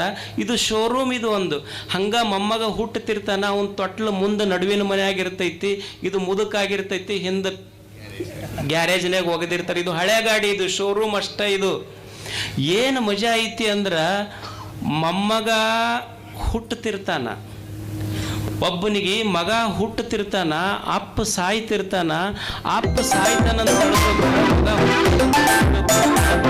ಒಂದು ಶೋರೂಮ್ ಐತೆ ಅಷ್ಟೇ. ಇದು ಜಗತ್ತಿದು. ಹಂಗ ಒಬ್ಬರು ಬರ್ತಿರ್ತಾರ, ಬರೋರಿಗೆ ವೆಲ್ಕಮ್ ಮಾಡಬೇಕು, ಹೋಗ್ತಿರ್ತಾರ, ಹೋಗೋರಿಗೆ ಸೆಂಡ್ ಆಫ್ ಮಾಡ್ತಿರ್ಬೇಕು ಅಷ್ಟೇ. ಇಲ್ಲಿ ಹಂಗೆ ಹೊಸ ಗಾಡಿ ಮುಂದಿಟ್ಟಿರ್ತಾರ, ಹಳೆ ಗಾಡಿ ಹಿಂದೆ ದಬ್ಬತಿರ್ತಾರ. ನಮ್ಮನ್ನು ಭಾಳ ಹಿಂದಕ್ಕೆ ಕೂರ್ಸ್ಯಾರಂತ ತಲೆ ಕೆಡಿಸ್ಕೋಬಾರದು. ಯಾಕಂದ್ರೆ ಮುಂದೆ ಕುಂತವ್ರು ಸಹಿತ ಒಂದು ದಿವಸ ಹಿಂದೆ ಬರಬೇಕಿದು ಶೋರೂಮ್. ಇಲ್ಲಿ ಯಾರು ಮುಂದೆ ಖಾಯಂ ಕುಂದ್ರವ್ರಿಲ್ಲ, ಇಲ್ಲ ಇಲ್ಲ ಅಷ್ಟೇ. ಹಂಗೆ ಒಂದು ದಿವಸ ಸೊಸಿ ಬರ್ತಾಳ, ವೆಲ್ಕಮ್ ಮಾಡಬೇಕು. ಮಗಳು ಮತ್ತೊಬ್ಬರ ಮನೆಗೆ ಹೋಗ್ತಾಳ, ಸೆಂಡ್ ಆಫ್ ಮಾಡಬೇಕು. ಇದು ಶೋರೂಮ್. ಇದು ಭಗವಂತನ ವರ್ಕ್ ಶಾಪ್ ಇದು ಅಷ್ಟೇ. ಇಲ್ಲಿ ಯಾರೂ ಖಾಯಂ ಇರುವುದಿಲ್ಲ. ಬಂದವ್ರಿಗೆ ವೆಲ್ಕಮ್ ಮಾಡೋದು, ಅವರು ಮುಂದಿರ್ತಾರ, ಹಿಂದೊಂದಿಷ್ಟು ಮಂದಿ ಇರ್ತಾರೆ, ಅವ್ರಿಗೆ ಗ್ಯಾರೇಜಿಗೆ ಕಳಿಸೋದು, ಇದು ನಡೀತಾ ಇರ್ತದೆ. ಇದೊಂದು ಶೋರೂಮ್ ಐತಿ ಇದು ಜಗತ್ತಿನ. ಅದು ಯಾರು ಖಾಯಂ ಇರಕ್ಕೆ ಬಂದಾರ ಹೇಳಿ? ಇಲ್ಲಿ ಒಂದು ಗಿಡ ಇತ್ತು, ಆ ಗಿಡದಾಗ ಒಂದು ಪಕ್ಷಿ ಕೂತಿತ್ತು. ಆ ಪಕ್ಷಿಗೆ 2 ಮರಿ ಇತ್ತು. ಒಬ್ಬ ಮನುಷ್ಯ ಬಂದು ಏನೋ ಮಾಡಕ್ಕೆ ಹೋಗಿ ಆ ಪಕ್ಷಿಯ ಗೂಡು ಹರಿದು 2 ಮರಿ ಕೆಳಗೆ ಬಿದ್ದು ಸತ್ತು. ಭಾಳ ದುಃಖ ಆತದ ಮರಿಗೆ, ಪಕ್ಷಿಗೆ, ತಾಯಿ ಪಕ್ಷಿಗೆ. 2 ಮರಿಗಳು ಗೂಡಿನೊಳಗಿದ್ದು ಬಂದು ನೋಡ್ತು, 2 ಕೆಳಗೆ ಬಿದ್ದಿದ್ದು ಅಲ್ಲ, ಅಳಾಕತ್ತಿತ್ತದು. ಕಣ್ಣೀರು ಹಾಕ್ತು ಮರಿಗಳನ್ನು ನೋಡಿ. ಏನು ಮನುಷ್ಯಪ್ಪ ಇವ, ಎಷ್ಟು ನೋಬೆಲ್ ಪಾರಿತೋಷಕ ತಗೊಂಡಾನ, ಎಷ್ಟು ಜ್ಞಾನಪೀಠ ಪ್ರಶಸ್ತಿ ತಗೊಂಡಾನ, ಎಷ್ಟು ರಾಜ್ಯೋತ್ಸವ, ಪದ್ಮಶ್ರೀ, ಪದ್ಮಭೂಷಣ ಪ್ರಶಸ್ತಿ ತಗೊಂಡಾನ. ಒಂದು ಗೂಡಿನೊಳಗಿರುವ 2 ಪಕ್ಷಿಯನ್ನು ಕೆಳಗೆ ಹಾಕಿ ತುಳಿದ್ರೆ ಅದರ ತಾಯಿಗೆ ನೋವಾಗ್ತೈತಿ ಅನ್ನುವ ಕರುಣೆಯ ಜ್ಞಾನವೇ ಇಲ್ಲಲ್ಲ. ನೋಬೆಲ್ ಪ್ರೈಸ್ ತಗೊಂಡು ಏನು ಮಾಡೋದು ಅವನು? ಆದರೂ ಮರಿ ಸತ್ತಿದ್ದು ನೋಡ್ತು, 1-2 ಕ್ಷಣ ಕಣ್ಣೀರು ಹಾಕ್ತು. ಕಣ್ಣೀರು ಹಾಕಿ ಮತ್ತೊಂದು ಸ್ವಲ್ಪ ಬಿಟ್ಟು ಹಾರ್ಕೋಂತ ಹೊಂಟ್ತದ. ಗಿಡದಾಗ ಕುಂತ ಹಾಡಾಕತ್ತು. ಆ ಗಿಡ ಕೇಳ್ತು ಪಕ್ಷಿಗಲ್ಲ, 1 ತಾಸು 2 ತಾಸಿನಿಂದ ನಿನ್ನ ಮರಿಗಳು ಸತ್ತಾವ, ನಿನ್ನ ಕರುಳಿನ ಬಳ್ಳಿಗಳವು, ನಿನ್ನ ಮಕ್ಕಳು ಅವು ಸತ್ತಾವ, ನಿನಗೆ ದುಃಖ ಆಗಿಲ್ಲ ಏನು? ಆಗಲೇ ಇನ್ನೂ 1-2 ತಾಸಿನಿಂದ ಸತ್ತಾವ, ಈಗ ಹಾಡಾಕತ್ತೀಯಲ್ಲ ನೀನು. ಅವಾಗ ಪಕ್ಷಿ ಹೇಳ್ತು, ಏನು ನಮ್ಮನ್ನು ಹಿಂದಿಂದ ನೆನಪು ಮಾಡ್ಕೊಂಡು ಅಳಾಕೆ ಮನುಷ್ಯರು ಮಾಡಿ ಏನು? ನಮ್ಮನ್ನು ಹಿಂದಿಂದ ನೆನಪು ಮಾಡ್ಕೊಂಡು ದುಃಖಿಸಿ ಅಳಾಕೆ ಮನುಷ್ಯರು ಮಾಡಿ ಏನು? ಇಲ್ಲ, ಪಕ್ಷಿಗೆ ಹೇಳ್ತ ಗಿಡ ಇದು, ಗಿಡಕ್ಕೆ ಪಕ್ಷಿ ಹೇಳ್ತದ. ನಾವು ಹಾಡಕ್ಕೆ ಬಂದವರು, ಅಳಾಕ ಬಂದವರಲ್ಲ. ನಾವು ಹಾರಾಕ ಬಂದವ್ರು, ನಾವು ಅಳಾಕ ಬಂದವರಲ್ಲ. ಪಕ್ಷಿ ಗಿಡಕ್ಕೆ ಹೇಳ್ತದೆ. ಯಾಕೆ ದುಃಖಿಸಬೇಕು ಹೇಳು ಮನುಷ್ಯನೇ? ಈಗ ಮನುಷ್ಯರೊಳಗೆ ನೋಡು, ಅಕಸ್ಮಾತ್ ಯಾರ ನೌಕರಿದಾರ ಇದ್ರು ಅಂದ್ರೆ, ಹೊಲಕ್ಕೆ ಹೋಗೋರು ಇದ್ರು ಅಂದ್ರೆ, ಅವ್ರಿಗಿಬ್ಬರು ಮಕ್ಕಳು ಇರ್ತಾರೆ. ಇಬ್ಬರು ಮಕ್ಕಳು ಅವರು ಹೊಲಕ್ಕೆ ಹೋಗೋರು, ನೌಕರಿಗೆ ಹೋಗೋರು ಇದ್ರಂದ್ರೆ, ಹೊಲಕ್ಕೆ ಹೋಗಾಗ ಅವರು ಅವರಿಬ್ಬರು ಮಕ್ಕಳನ್ನು ಮಗ್ಗಲ ಮನೆಯವ್ರ ಮನೆಯಾಗ ತಂದು, ನಾವು ಹೊಲದಿಂದ ಬರುವವರೆಗೆ ನಮ್ಮ ಮಕ್ಕಳು ನೋಡ್ರಿ ಅಂಥೇಳಿ ಇನ್ನೊಬ್ಬರ ಮನೆಯಾಗ ಬಿಟ್ಟು ಹೋಗ್ತಾರೆ. ಬಂದಾಗ ಅವ್ರು ಹೊಲ ಕೆಲಸ ಮುಗಿಸ್ಕೊಂಡು ಬಂದಾಗ ತಮ್ಮ ಮಕ್ಕಳು ತಾವು ಕರ್ಕೊಂಡು ಹೋಗ್ತಾರಲ್ಲ, ಅವ್ರೇನು ಅಳತಾರೇನು? ಅಳುವುದಿಲ್ಲ. ಹಂಗೆ ಅವ್ರು ನಮ್ಮ ಮಕ್ಕಳಲ್ಲ, ಬಿಟ್ಟು ಹೋದವ್ರ ಮಕ್ಕಳು. ಹಂಗೆ ನನ್ನ ಗೂಡಿನೊಳಗಿರುವ ಪಕ್ಷಿಗಳಿದ್ದು ಅಲ್ಲ, ಅವು ನನ್ನ ಮಕ್ಕಳಲ್ಲ, ದೇವರ ಮಕ್ಕಳು. ದೇವ್ರು ಏನೋ ಕೆಲಸ ಮಾಡುವಾಗ ತನ್ನ ಮಕ್ಕಳನ್ನು ನನ್ನ ಗೂಡಿನೊಳಗೆ ಇಟ್ಟಿದ್ದ. ಈಗ ಅವ ಬಂದು ಕರ್ಕೊಂಡು ಹೋಗ್ಯಾನ, ಅವನ ಮಕ್ಕಳಿಗೆ ಅವ ಕರ್ಕೊಂಡು ಹೋದ್ರೆ ನಾ ಯಾಕೆ ಅಳಬೇಕು? ಹಾಡೋರು ನಾವಿದು. ಇದು ಸುಮ್ಮನೆ ಶೋರೂಮ್ ಅಂತ ತಿಳ್ಕೊಂಡವ್ರು ಒಮ್ಮೆ ಬರ್ತಿರ್ತಾರೆ, ಸ್ವಾಗತ ಮಾಡೋದು, ಒಮ್ಮೆ ಹೋಗ್ತಿರ್ತಾರೆ, ಸೆಂಡ್ ಆಫ್ ಮಾಡೋದು ಅಷ್ಟೇ. ಅದಕ್ಕೆ ತಿಳ್ಕೊಳ್ಳೋದು ಪೃಥ್ವಿ ಎಂಬುದು ಕರ್ತಾರನ ಕಮ್ಮಟ, ಇದು ಅವನ ಟಂಕ ಶಾಲೆ, ಇದು ಅಷ್ಟೇ.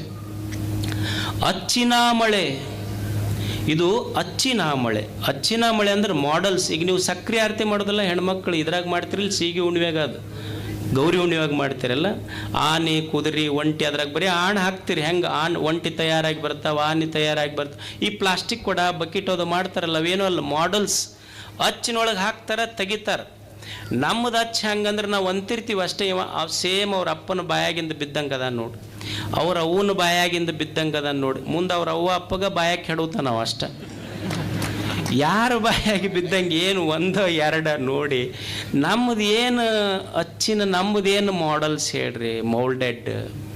ಭಗವಂತ ಅವನದೊಂದು ಮೌಲ್ಡ್ ತಯಾರು ಮಾಡ್ಯಾನಲ್ಲ, ಒಂದು ಹಿಂಗೆ ಪ್ರಿಂಟ್ ಒತ್ತಿದ್ರೆ ಒಂದರ ಮುಖ ಒಂದರಂಗಿಲ್ಲ, ಅವನದೆಂಥದ್ದು ಮಾಡೆಲ್ಸ್ ತಯಾರು ಮಾಡ್ಯಾನ ಭಗವಂತನ ಮಾಡೆಲ್ ಜಗತ್ತಿನಾಗ. ಒಬ್ಬರ ಮುಖ ಒಬ್ಬರಂಗೈತೇನು, ಒಂದು ಗಿಡದ ಹಣ್ಣು ಒಂದು ರಂಗೈತೇನು? ಏನೂ ಇಲ್ಲ ಇಲ್ಲಿ ಜಗತ್ತಿನೊಳಗೆ. ಸುಮ್ಮನೆ ನಮಗೆ ನಮ್ಮ ತಲೆಯಾಗ ಅಷ್ಟೈತಿ ಏನು ಅಂದ್ರೆ, ಇವ್ರು ನಮ್ಮ ಮಕ್ಕಳು ಅಂತ. ಪರ್ಷಿಯಾದ ಒಬ್ಬ ಕವಿ ಅಂತಾನೆ, your childrens are not your childrens, they have come through you but not from you ಅಂತ. ನಿನ್ನ ಮಕ್ಕಳಂತ ಏನು ತಲೆಯಾಗ ಐತಲ್ಲ, ಸುಮ್ಮನೆ ತಲೆಯಾಗ ಇಟ್ಕೋ. ನಿನ್ನಿಂದ ಬಂದವರಲ್ಲ, ನಿನ್ನ ಮುಖಾಂತರ ಬಂದವರು ಅಷ್ಟೇ. ಅವರು ದೇವನಿಂದ ಬಂದವರು. ಈಗ ಕೊಳಲು ಬಾರಿಸ್ತೀರಿ, ಕೊಳಲ್ದಾಗ ಧ್ವನಿ ಐತಲ್ಲ, ಕೊಳಲಿನಿಂದ ಬಂದಿದ್ದಲ್ಲ, ಕೊಳಲಿನ ಮುಖಾಂತರ ಬಂದಿದ್ದು ಊದ ಒಬ್ಬ ಬೇರೆ ಅದಾನಷ್ಟೇ. ನಮ್ಮ ಮಕ್ಕಳು ನಮ್ಮ ಮುಖಾಂತರ ಬಂದವರೇ ಹೊರತು ನಮ್ಮಿಂದ ಬಂದವರಲ್ಲ. ಅಲ್ಲೊಬ್ಬ ಮ್ಯಾಲ ಕುಂತು ಕಳಿಸ್ಯಾನನ್ನು ತಲೆಯಾಗಿಟ್ಟುಕೊಂಡು ಬದುಕು.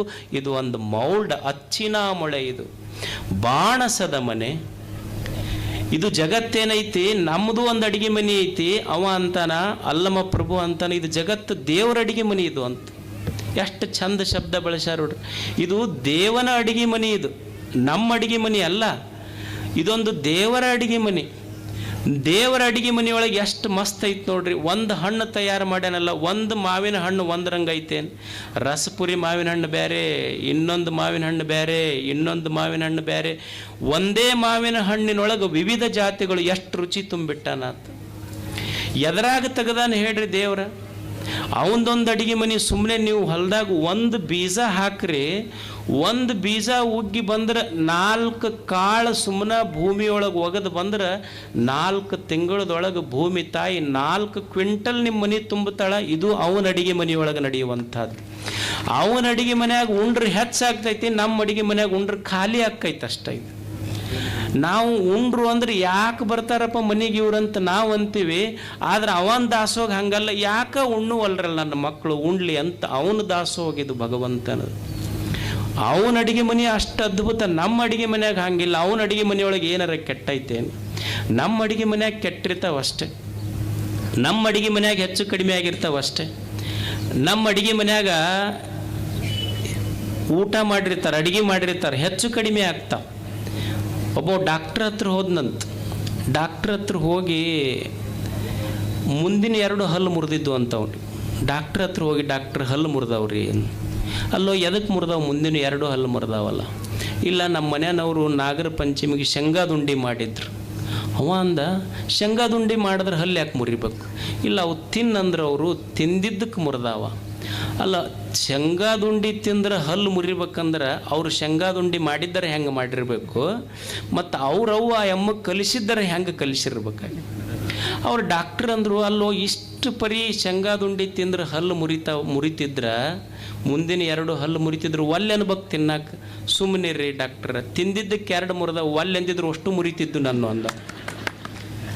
ನಮ್ಮ ಅಡುಗೆ ಮನೆಯಾಗ ನಾವೇನು ಮಾಡೀವಿ? ಈಗ ನೀವು ಯೂಟ್ಯೂಬ್ ನೋಡ್ತೀರಿ, ಟಿ ವಿ ನೋಡ್ತೀರಿ, ಅಲ್ಲೇನು ಕಲಿಸ್ತಿರ್ತಾರೆ ನಮಗೆ? ಸಾರು ಮಾಡೋದು ಹೆಂಗೆ, ಅನ್ನ ಮಾಡೋದು ಹೆಂಗೆ, ಏನು ಸಾರು ಮಾಡೋದು, ತಿಳಿ ಸಾರು ಮಾಡೋದು ಹೆಂಗೆ ಅಂತ ಕಲಿಸ್ತಾರೆ. ಏನು ತಿಳಿ ಸಾರು ಮಾಡೋದು ಕಲಿಸೋದು? ಅದ್ರಾಗ ಏನು ಮಾಡ್ಬೇಕು? ಮೊದಲು ಸ್ಟೋವ್ ಹಚ್ಬೇಕು. ಏನು ಮನೆಗೆ ಬೆಂಕಿ ಹಚ್ತಿದ್ರ ಅವರು? ಸ್ಟೋವ್ನ ಹಚ್ಬೇಕಲ್ಲ. ತಿಳಿ ಸಾರು ಮಾಡೋದೇನು? ನೀರು ಹಾಕ್ಬೇಕು, ಖಾರ ಹಾಕ್ಬೇಕು, ಉಪ್ಪು ಹಾಕ್ಬೇಕು, ತಿಳಿ ಸಾರು ಇಂಥದ್ದು ಉಂಡ್ರು ಹೊಲ್ದಾಗ ಹೋಗಿ ದುಡ್ದವನ ಅಲ್ಲೇ ಹೊಕ್ಕವು, ಮುಂದೆ ಕಾಶಿಗೆ ರಾಮೇಶ್ವರಕ್ಕೆ ಹೊಕ್ಕವು, ಹೊಳ್ಳಿ ಮನೆಗೆ ಬರ್ತಾವನು ಇಂಥದ್ದು ತಿಂದ್ರೆ. ನಮ್ಮ ಅಡುಗೆ ಮನೆ ವ್ಯವಸ್ಥೆ ಬೇರೆ, ದೇವನ ಅಡುಗೆ ಮನೆಯ ವ್ಯವಸ್ಥೆ ಬೇರೆ. ದೇವನ ಅಡುಗೆ ಮನೆ ಎಷ್ಟು ಅದ್ಭುತ. ನಾವೆಲ್ಲ ಯಾಚಿದ್ರು ನಮ್ಮದು ಅಡುಗೆ ಕೆಟ್ಟೈತಿ. ದೇವನ ಅಡುಗೆ ಮನೆಯಾಗ ಹೆಂಗೈತಿ ಅಂದ್ರೆ ಬರೀ ಮಣ್ಣಾಗ ಬೆಳೆದಾನತ್, ಮಣ್ಣಾಗ ಬೆಳೆದಾನ ಅವನು ಅಡುಗೆ ಮನೆ. ಅಷ್ಟು ಅದ್ಭುತ ಐತಿ. ನೀವು ನೋಡ್ರಿ, ಮಣ್ಣು ಐತಿ, ಮಣ್ಣಿನೊಳಗಿಂದ ಒಂದು ಸಣ್ಣ ಸಸಿ ಬಂದೈತಿ. ಮಾವಿನ ಗೊಟ್ಟ ಸಣ್ಣ ಸಸಿ ಬಂದೈತಿ, ಏನು ದೊಡ್ಡದಲ್ಲ, ಒಂದು ಸಣ್ಣ ಸಸಿ ಬಂದೈತಿ. ಒಂದು ಸಣ್ಣ ಸಸಿ ಬಂದೈತಿ. ಎದರಿಂದ ಬಂದೈತಿ? ಮಾವಿನ ಗೊಟ್ಟ ಬಂದಿದ್ದು ಮಣ್ಣಿನಿಂದ, ಸಸಿ ಬಂದಿದ್ದು ಮಣ್ಣಿನಿಂದ, ಮುಂದೆ ಗಿಡ ಆಗಿದ್ದು ಮಣ್ಣಿನಿಂದನೇ, ಹೂವು ಬಿಟ್ಟಿದ್ದು ಮಣ್ಣಿನಿಂದ, ಮುಂದೆ ಹಣ್ಣಾಗಿದ್ದು ಮಣ್ಣಿನಿಂದನೇ. ಇಲ್ಲಿ ಏನೂ ಇಲ್ಲ, ಮಣ್ಣ ಇರುವುದು ಮಣ್ಣ, ಸಸಿ ಬಂದಿದ್ದು ಮಣ್ಣಿನಿಂದ, ಗಿಡ ಆಗಿದ್ದು ಮಣ್ಣಿನಿಂದ, ಹೂವಾಗಿದ್ದು ಮಣ್ಣಿನಿಂದ, ಇರುವುದೆಲ್ಲವೂ ಮಣ್ಣೇ ಐತಿ. ಆದರೆ ದೇವನ ಅಡುಗೆ ಮನೆ ಎಷ್ಟು ಆಶ್ಚರ್ಯ ಐತಿ ಅಂದ್ರೆ, ಇರುವುದು ಮಣ್ಣೇ, ಸಸಿ ಬಂದಿದ್ದು ಮಣ್ಣ, ಗಿಡ ಆಗಿದ್ದು ಮಣ್ಣ, ಹೂವಾಗಿದ್ದು ಮಣ್ಣ, ಹಣ್ಣಾಗಿದ್ದು ಮಣ್ಣ. ಹಣ್ಣು ತಿಂದ್ರೆ ಮಣ್ಣು ತಿಂದಂಗೆ ಆಗೋದಿಲ್ಲ, ಮಣ್ಣು ಬಿಟ್ಟರೆ ಹಣ್ಣ ಬರೋದಿಲ್ಲ. ಇದು ದೇವನ ಅಡುಗೆಯ ಮನೆಯ ವೈಶಿಷ್ಟ್ಯ. ಇದು ದೇವರ ಅಡುಗೆ ಮನೆ. ಒಂದು ವಿನಂತಿ, ಹುಡುಗರು ಭಾಳ ಕುಡಿಯಾಕತ್ತೇವಂತೀಪ, ಒಂದು ಲೇಟ್ ಆದ್ಮೇಲೆ ಆಮೇಲೆ ಇದು ದೇವನ ಅಡಿಗೆಯ ಮನೆ ಅಷ್ಟೆ, ಬಾಣಸದ ಮನೆ. ತನು ಮನ ಧನಗಳೆಲ್ಲವೂ ನಮ್ಮ ಗುಹೇಶ್ವರ ಲಿಂಗದ ಸ್ವಮ್ಮ. ಇದು ಯಾರದು ಅಂದ್ರೆ ಇದು ದೇವರದು ಅನ್ನುವ ಭಾವದಿಂದ ಬದುಕುವುದಷ್ಟೇ. ಇದೆಲ್ಲವೂ ದೇವನದು ಅನ್ನುವ ಪ್ರಾಸಾದಿಕ ಭಾವದಿಂದ ಮನುಷ್ಯ ಇಲ್ಲಿ ಬದುಕಬೇಕಷ್ಟೆ. ಅದಕ್ಕೆ ಇದನ್ನು ಕಲಿಯುವುದು, ಇಂಥ ದೇವ ಸತ್ಯವನ್ನು ಅರಿಯುವುದು, ನಂದು ಅನ್ನುವುದು ತೆಗೆಯುವುದು. ನಂದು ಅನ್ನುವ ಜಾಗದೊಳಗೆ ಭಗವಂತನೇ ಇದು ನಿಂದು ಅಂತ ಕೂಡಿಸಿಬಿಟ್ರೆ ಅವ ನಿತ್ಯ ಸುಖಿ ಅಷ್ಟೇ, ಸುಖ ಪಡಲಿಕ್ಕೆ ಏನೂ ಬೇಕಾಗಿಲ್ಲ. ನಂದು ಅನ್ನುವ ಜಾಗದೊಳಗೆ ನಿಂದು ಅಂತ ಸೇರಿಸುವುದಷ್ಟೇ. ಅದಕ್ಕೆ ಹೀಗೆ ಬದುಕುವುದಕ್ಕಾಗಿಯೇ ಇದೊಂದು ಸತ್ಸಂಗ. ಇಲ್ಲೆಲ್ಲ ಗುರುಗಳು ಇದೊಂದು ಸತ್ಸಂಗ ಮಾಡಿದ್ದಾರೆ ನೋಡಿ. ಮನುಷ್ಯನಿಗೆ ಇದು ಇರಬೇಕು, ಸತ್ಸಂಗ ಕಲಿತಿರ್ಬೇಕಷ್ಟ, ಸತ್ಸಂಗ ಇರಬೇಕು. ಸತ್ ಸಂಘ ಯಾವಾಗಲೂ ಒಳ್ಳೆಯವರ ಸಂಘ ಇರಬೇಕು. ಈಗೊಂದು ಬಿದಿರು ಇರ್ತೈತಿ, ಬಿದಿರು ನೀವು ಕಾಡಿನೊಳಗೆ ಕಟ್ಟಿಗೆ ಆಯಕ್ಕೆ ಹೋಗ್ರಿ, ಕಟ್ಟಿಗೆ ಆಯಕ್ಕೆ ಹೋದಾಗ ಬಿದಿರು ಸಿಗತೈತಿ. ಅದು ಬಿದಿರ ಕಟ್ಟಿಗೆ ಆಯಕ್ಕೆ ಹೋದವನ ಸಂಘ ಮಾಡ್ತು ಅಂದ್ರೆ ಸುಟ್ಟು ಬೂದಿ ಆಗ್ತೈತಿ. ಅದೇ ಕೊಳಲು ಮಾಡೋವನ ಕೈಯಾಗ ಸಿಕ್ತು ಅಂದ್ರೆ ದೇವರ ಕೈಯಾಗ ಕೊಳಲು ಆಗ್ತೈತಿ ನೋಡ್ರಿ. ಇದು ಸಂಘ ಯಾರ ಸಂಘ ಮಾಡ್ತೀವಿ ಅನ್ನೋರ ಮೇಲೆ ಡಿಫ್ರೆಂಟ್ ಅಷ್ಟೆ. ಕಟ್ಟಿಗೆ ಆಯವನ್ನ ಸಂಘ ಮಾಡ್ತು ಸುಟ್ಟು ಬೂದಿ ಆಗ್ತೈತಿ, ಕೊಳಲು ಮಾಡೋವನ ಸಂಘ ಮಾಡ್ತು ದೇವರ ಕೈಯಾಗ ಸಿಗತೈತಿ. ಇದು ಗೊತ್ತಿರಬೇಕು, ಸಂಘ ಅಷ್ಟೆ, ಒಳ್ಳೆಯವರ ಸಂಘ ಇರಬೇಕು. ಯಾಕೆ ಸತ್ಸಂಗ ಬೇಕು ಅಂದ್ರೆ, ಈ ಪ್ರಪಂಚ ಏನೈತಲ್ಲ ನಮಗೆ ಭಾಳ ತಾಪ ಕೊಡ್ತಿರ್ತೈತಿ. ಇದು ಪ್ರಪಂಚ ಭಾಳ ತಾಪ ಕೊಡ್ತಿರ್ತೈತಿ. ಯಾವ ಸಂದರ್ಭದೊಳಗೆ ಏನು ಮಾಡ್ತೈತಿ ಗೊತ್ತಿಲ್ಲ, ಭಾಳ ತಾಪ ಕೊಡ್ತಿರ್ತೈತಿ ಪ್ರಪಂಚ. ಈ ತಾಪ ಕೊಡುವ ಪ್ರಪಂಚದೊಳಗೆ ತಾಪ ಆಗಲಾರ್ದಂಗೆ ಬದುಕಬೇಕಲ್ಲ, ಅದಕ್ಕೆ ಸತ್ಸಂಗ ಬೇಕು. ಈಗ ನೀವು ಮನ್ಯಾಗ ಸಾಂಬಾರು ಮಾಡ್ತೀರಿ, ಸಾಂಬಾರು ಮಾಡುವಾಗ ಹೊಟ್ಟೆ ಹಸ್ತಿರ್ತೈತಿ, ಸಾಂಬಾರು ಮಾಡ್ತೀರಿ. ನೀವು ಅನ್ನ ನೀಡ್ಕೊಂಡಿರಿ, ಸಾಂಬಾರು ಹಂಗೆ ನೀಡ್ಕೊಂಡ್ರೆ ಬಗ್ಸಾಗಿಂದ ನೀಡ್ಕೊಂಡ್ರೆ ಬಗ್ಸಿ ಸುಡ್ತೈತೆ ಇಲ್ಲೋ. ಮತ್ತು ಬೊಗಸಿಯೊಳಗಿಂದ ಸಾಂಬಾರು ನೀಡ್ಕೊಂಡ್ರೆ ಸಾರು ಸುಡ್ತೈತೆ ಅಂತ ತಿಳ್ಕೊಂಡು ಊಟ ಮಾಡೋದು ಯಾರೇ ಬಿಟ್ಟಿವೇನು? ಊಟ ಮಾಡೋದು ಬಿಟ್ಟಿರಬಾರ್ದು, ಕೈ ಸುಟ್ಟಿರಬಾರ್ದು. ಏನು ಮಾಡ್ತೀವಿ ಅಂದ್ರೆ ಒಂದು ಸೌಟ್ ತೊಗೊತೀವಿ, ಒಂದು ಚಮಚ ತೊಗೊಂಡು ಬಳಸ್ಕೊಂಡು ನೀಡ್ಕೊಂಡು ಉಣ್ತೀವಿ. ಹಂಗೆ ಈ ಜಗತ್ತನ್ನು ಅನುಭವಿಸ್ಬೇಕು. ನಾವು ಅನುಭವಿಸ್ಲಾರ್ದೆ ಇರೋಕ್ಕಾಗೋದಿಲ್ಲ. ಆದರೆ ಜಗತ್ತಂದ್ರೆ ಇದೊಂಥರ ಸುಡ ಸಾಂಬಾರು ಇದ್ದಂಗೆ, ತಾಪ ಕೊಡೋದು ಯಾವಾಗಲೂ. ಅದಕ್ಕೆ ಇದು ತಾಪ ಕೊಡಬಾರ್ದು ಮತ್ತು ನಾವು ಅನುಭವಿಸಿರಬೇಕು ಅಂದ್ರೆ ಇದಕ್ಕೊಂದು ಚಮಚ ಬಳಸಬೇಕು. ಏನು ಅಂದರೆ ಶರಣರ ಮಾತಿನ ಒಂದು ಸೌಟ್ ಚಮಚ ಬಳಸ್ಕೊಂಡು ಉಂಡು ಬಿಟ್ಟರೆ ತಾಪ ಮಾಡೋದಿಲ್ಲ ಅಷ್ಟೇ. ಅದಕ್ಕೆ ಮನಸ್ಸಿಗೆ ತಾಪ ಕೊಡಬಾರ್ದು ಅಂದ್ರೆ ಸದಾ ಸತ್ಯದ ಸ್ಮರಣೆ ಇರಬೇಕಷ್ಟೆ. ಅದಕ್ಕೆ ಮನುಷ್ಯ ಇದನ್ನು ತಲೆಯೊಳಗೆ ಇಟ್ಟುಕೊಂಡು ಒಳ್ಳೆಯವನಾಗಿ ಶರಣರಾಗೋದಂದ್ರೆ ಏನಲ್ಲ. ಶರಣರಾಗೋದು ಇದರ ಅರ್ಥ ಮತ್ತೇನಲ್ಲಿ ಏನು ಮನೆ ಬಿಡಬೇಕು, ಹೊಲ ಬಿಡಬೇಕು, ಸಂಸಾರ ಬಿಡಬೇಕಂತಲ್ಲ. ಯಾರು ಶರಣರು ಅಂದ್ರೆ ಸದ್ವಿಚಾರ ತಲೆಯಲ್ಲಿ, ಯಾರ ತಲೆಯಾಗ ಚಲೋ ವಿಚಾರ ಇರ್ಬೇಕು, ತಲೆಯಾಗ ಸದ್ವಿಚಾರ ತಲೆಯಲ್ಲಿ, ಸತ್ ಕಾರ್ಯ ಕೈಯಲ್ಲಿ, ಸವಿ ಮಾತು ಬಾಯಲ್ಲಿ, ಸದ್ಭಾವ ವೆದೆಯಲ್ಲಿ, ಇಷ್ಟಿದ್ರೆ ಅವನೇ ಶರಣ. ಇದಕ್ಕಿಂತ ದೊಡ್ಡದೇನದ ಹೇಳಿ? ತಲೆಯಾಗ ಚಲೋ ವಿಚಾರ ಇರಬೇಕು, ಕೈಯಾಗ ಚಲೋ ಕೆಲಸ ಇರಬೇಕು, ಬಾಯಾಗ 2 ಚಲೋ ಮಾತಿರಬೇಕು, ಎದ್ಯಾಗ ಭಗವಂತನ ನೆನಹು ಇತ್ತು ಅಂದ್ರೆ ಅವರೇ ದೇವರಷ್ಟೆ. ಇದು ಇರಬೇಕು. ಏನು ಅಂದರೆ ಎದೆಯೊಳಗೆ ದೇವಭಾವ ಇರಬೇಕು ಯಾವಾಗಲೂ. ಭಗವಂತನೇ ಈ ಜೀವನ, ಇದು ನಂದಲ್ಲ, ಇದು ನಿನ್ನ ಕರುಣೆ ಅನ್ನುವ ಭಾವ ಮನಸ್ಸಿನೊಳಗೆ ಇಟ್ಟುಕೊಂಡು ಮನುಷ್ಯ ಬದುಕುವುದು. ಇದು ನನ್ನದಲ್ಲ, ಇದು ನಿನ್ನದು ಅನ್ನುವ ಭಾವ, ಈ ಭರವಸೆ ಇರಬೇಕು. ಈಗ ಸಣ್ಣ ಮಕ್ಕಳು ಇರ್ತಾವೆ ನೋಡು ಮನ್ಯಾಗ. ಸಣ್ಣ ಮಕ್ಕಳಿಗೆ ತಾಯಿ 2 ಕೈ ಬಿಟ್ಟು ಮೇಲೆ ಹಾರಿಸ್ತಾಳೆ. ಹಿಂಗೆ ಕೈ ಹಿಡ್ದಿಲ್ಲಕ್ಕೆ 2 ಕೈ ಬಿಟ್ಟು ಮೇಲೆ ಹಾರಿಸ್ತಾಳೆ. 2 ಕೈ ಬಿಟ್ಟು ಮ್ಯಾಲೆ ಹಾರಿಸಿದ್ರು ಮಗು ನಗುತ್ತಿರ್ತೈತಿ. ಸಣ್ಣ ಮಗು, ನಿಮಗೆ ಅನುಭವ ಕೈತಿಲ್ಲ ತಾಯಂದ್ರಿಗೆ. ತಾಯಿ 2 ಕೈ ಬಿಟ್ಟಾಳ ಮಗುವಿಂದು, ಮ್ಯಾಲೆ ತೂರ್ತಾಳೆ. ಹಿಂಗೆ ಮಗುವಿಗೆ ಮ್ಯಾಲೆ ತೂರಿದ್ರು ಮಗು ನಗುತ್ತಿರ್ತೈತಿ. ಅಲ್ಲ, ಆಶ್ಚರ್ಯ ಏನಂದ್ರೆ 2 ಕೈ ಬಿಟ್ಟಾಳ ತಾಯಿ, ಮ್ಯಾಲೆ ತೂರಿದ್ರು ಮಗು ಕುಲು ನಗುತ್ತಿರ್ತೈತಿ. ನೀವು ಅದ ಮಗುವಿಗೆ ತೂರ ಬದಲಿ ದೊಡ್ಡವ್ರಿಗೆ ತೂರಿ ಮ್ಯಾಲೆ ಹೋಗ್ತಾರ ಅವ್ರು, ಹಂಗೆ ಕೆಳಗೆ ಬರೋದಿಲ್ಲ ಅವ್ರು. ಮಗುವಿಗೆ ತಾಯಿ ತೂರ್ಯಾಳ, 2 ಕೈ ಬಿಟ್ಟಾಳ, ಆದರೂ ಮಗು ಕುಲು ನಗುತ್ತಿರ್ತೈತಿ. ಯಾಕೆ ನಗುತ್ತಿರ್ತೈತಿ ಅಂದ್ರೆ, ಮಗು ಯಾಕೆ ನಗುತ್ತೈತಿ ಅಂದ್ರೆ ನನಗೆ ಜನ್ಮ ಕೊಟ್ಟ ತಾಯಿ ನನಗೆಂದೂ ಕೈ ಬಿಡುವುದಿಲ್ಲ ಅನ್ನುವ ಭರವಸೆಯಿಂದ ಮಗು ನಗುತ್ತೈತಿ. ಹಂಗೆ ನಮ್ಮ ಎದೆಯೊಳಗೊಂದು ಭರವಸೆ ಇರಬೇಕು. ದೇವರು ಏನು ಜನ್ಮ ಕೊಟ್ಟಾನ ಅವ ನಮ್ಮ ಕೈ ಬಿಡುವುದಿಲ್ಲ, ಇದೆಲ್ಲವೂ ಆತನ ಕರುಣೆ ಅನ್ನುವ ಭರವಸೆಯಿಂದ ನಾವು ಬದುಕಬೇಕನ್ನುವಂಥ ಮಾತು ಹೇಳಿ, ಇಷ್ಟು ಬಿಸಿಲೊಳಗೂ ಸಹಿತ ಎಷ್ಟು ಶಾಂತ ಕುಂತೀರಿ ನೀವು. ಎಷ್ಟು ಬಿಸಿಲಾಗ ಪಾಪ ಅದನ್ನು ಇದು ಹಚ್ಕೊಂಡು, ಶರಗ್ ಹಚ್ಕೊಂಡು, ಕರ್ಚಿಪ್ ಹಾಕ್ಕೊಂಡು, ಗಾಳಿ ಹಾಕ್ಕೊಂಡು ಎಷ್ಟು ಮಸ್ತ್ ಕುಂತೀರಿ ನೀವು. ನೀವಿಷ್ಟು ಬಿಸಿಲೊಳಗೆ ಕುಂತರೂ ಇಷ್ಟು ಶಾಂತ ಕುಂತೀರಿ. ನೀವು ಬೆಂಗಳೂರು ಹೋಗ್ರಿ, ಅಲ್ಲಿ AC ರೂಮ್ನಾಗ 200-250 ಮಂದಿ ಇರ್ತಾರೆ, ಎಷ್ಟು ಗದ್ದಲ ಮಾಡ್ತಾರೆ. ನೀವು ಡೆಲ್ಲಿಗೆ ಹೋಗ್ರಿ, ಬರೀ 500 ಮಂದಿ 600 ಮಂದಿ ಇರ್ತಾರೆ, ಅವ್ರು ಎಷ್ಟು ಗದ್ದಲ ಮಾಡ್ತಾರೆ.